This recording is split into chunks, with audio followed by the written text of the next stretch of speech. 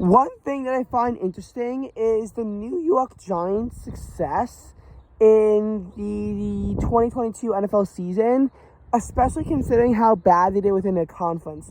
Out of their 6 intra-conference games, they wound up losing 4 of them and tying a 5th. So they only got 1 win within their own conference, which is not good. It's not exactly what you want from a team, and yet they still made the playoffs and went 9-7. So my question, honestly, is now, how do they do it? So, first of all, the Giants were 3rd place in the NFC East. The NFC East was very powerful this year. 2 years ago, the NFC East was a joke of a division. The Washington Commanders were 7-9, and they were still able to win the division. The 5-10 Giants were able to keep their playoff hopes alive until the final week if the Commanders lost and they beat the Cowboys. So, Cowboys and Giants were 6-10, and if the Commanders lost and they were 6-10, we would have seen the Giants with double-digit losses win the division, and the Eagles were 4-11-1. It was a disaster, and the NFC East, it really showed. And in 2021, even though they got wild card representation through the Philadelphia Eagles, and the Cowboys were able to go 12-5, we still saw both the Cowboys and the Eagles lose in a wild card round.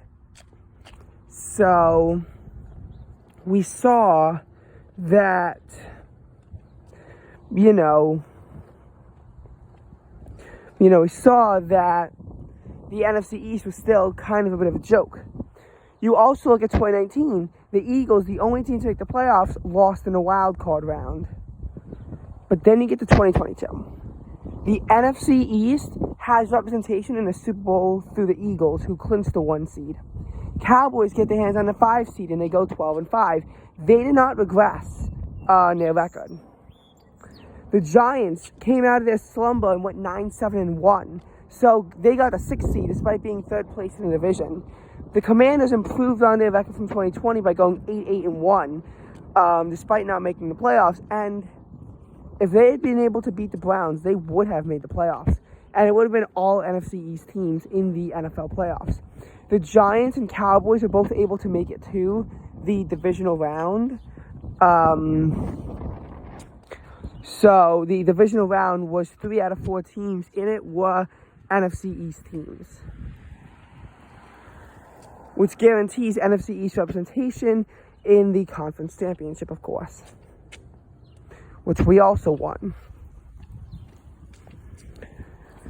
So this powerhouse of a division meant that obviously it was a struggle for the Giants. Both the Cowboys and the Eagles were able to sweep the Giants, and they tied one of their games against the Commanders and won the other. If there had been a tie in the overall final, the Giants would have gotten it over the Commanders.